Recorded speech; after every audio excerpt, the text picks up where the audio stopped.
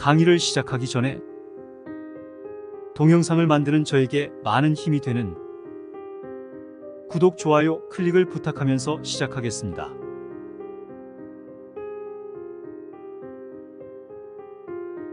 지난 24와 25강에서는 입문 단계에서 명을 보는 순서 및 마무리라는 주제로 공부하였는데 수강에 보면 분량이 많은 편이고 공부 및 정리해야 할 것이 많으므로 제 복습을 확실하게 하여 내 것으로 만드실 것을 추천합니다. 혹시 공부하다가 의문점이 있으면 유튜브 댓글로 질의해 주시면 응답해 드리겠습니다. 댓글로 작성하기에 내용이 많다고 생각되면 한문파고다 카페의 강좌 리뷰 메뉴판을 활용해 주십시오.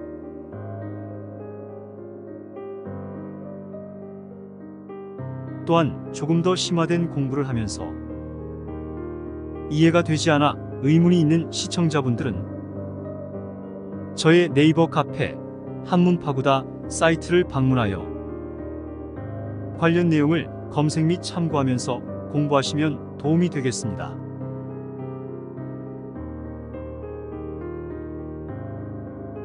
오늘은 2부 1강 언제 태어났는지가 왜 중요일까?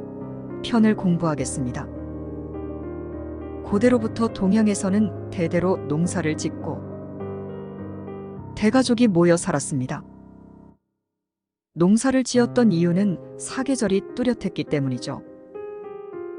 농사는 몸을 써서 하는 일이므로 함께 힘을 합해 일하고 수확하는 것이 더 도움이 되었습니다.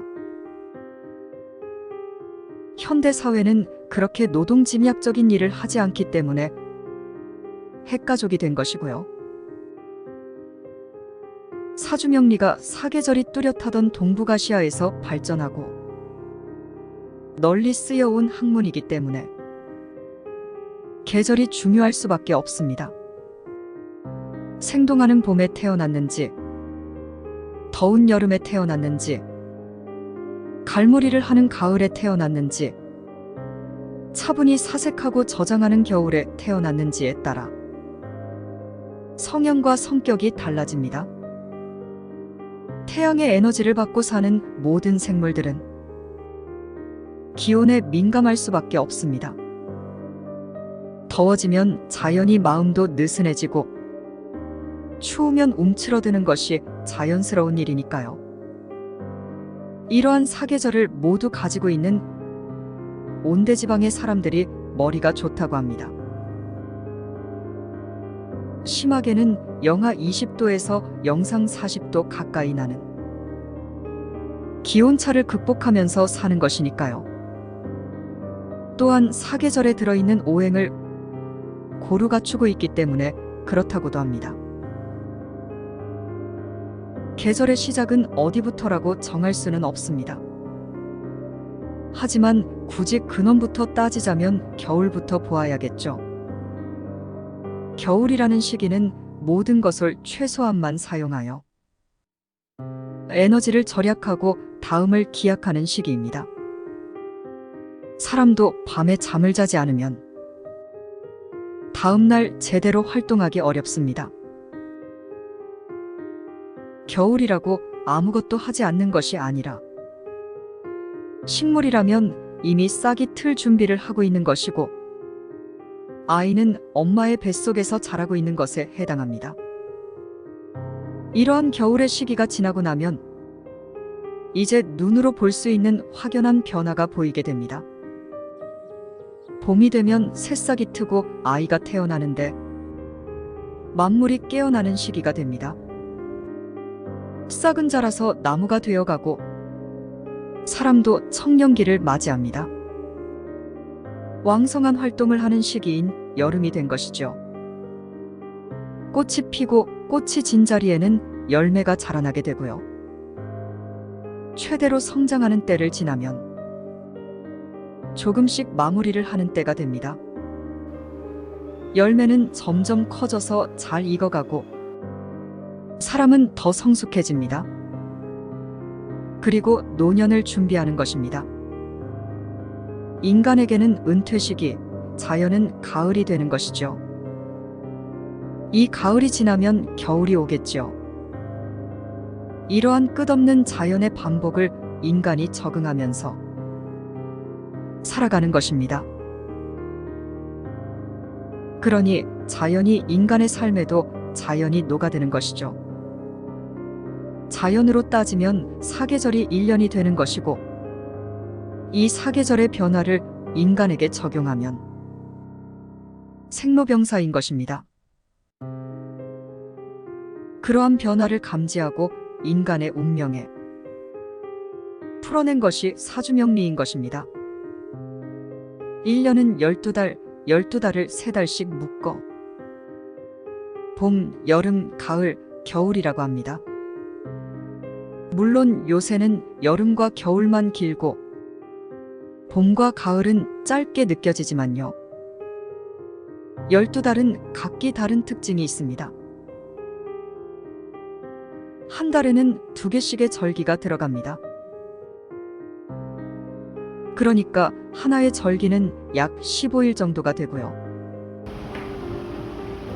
보름 정도면 온도가 변화하는 것을 느낄 수 있습니다. 예를 들면 3월 초순과 3월 중순의 기온은 조금 다른 느낌이죠. 교재 105쪽 표는 서울의 2020년 1월부터 2021년 1월까지 기온과 강수량을 나타낸 도표입니다. 기상청의 기상통계 분석을 가져온 것입니다.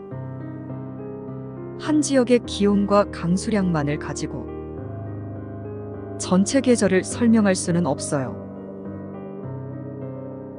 하지만 어느 정도의 추이는 파악할 수 있으니 살펴보도록 할게요. 최고 기온과 최저 기온은 빼고 평균 기온으로만 본다면 3월부터 8월까지 기온이 오르다가 9월부터는 급격히 내려가기 시작합니다. 또 3월과 11월의 기온이 거의 비슷합니다. 하지만 점점 따뜻해지고 있는 봄과 겨울로 가고 있는 가을의 느낌은 다르죠. 아침과 저녁의 기온이 다르듯이 말입니다. 강수량은 8월이 가장 많고 10월에는 적습니다. 한 가지 의문이 들지 않으십니까? 역학에서 양력으로 2월 4일경이 봄의 시작이라고 합니다. 아직 추운데 말이죠. 그리고 가장 더운 기온이 있는 8월은 이미 가을의 시작이라고 말합니다. 물론 입추가 8월 7일경이니 새벽이라도 그다지 선선한 기온은 느낄 수 없습니다. 그런데도 입추의 이름을 붙이는 것은 시작에 기운이 있다는 것을 중시했기 때문입니다. 그래서 추웠다가 봄의 기운이 움트기 시작하는 때, 아주 더웠다가 가을의 기운이 밀려오기 시작하는 그때를 특히 중요하게 여긴 것이죠. 기상청의 자료에 의하면 1904년부터 기록이 있는데 116년이 지난 2020년에는 평균 기온이 2 내지 4도 가량 올라가 있습니다. 앞으로의 세대들은 더 더운 여름과 덜 추운 겨울을 살아가게 되겠죠. 또한 난방과 냉방이 보편화되면서 자연적인 기후에 덜 영향을 받고 살아가겠지만 자연을 망가뜨린 피해도 많아질 것입니다.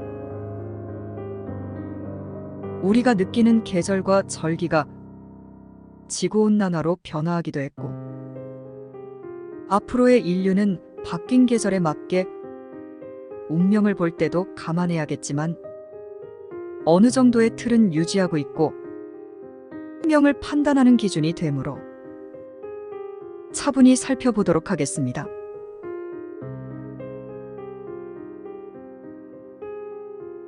그럼 계속하여 다음 강에서 24절기와 날짜라는 내용으로 뵙겠습니다.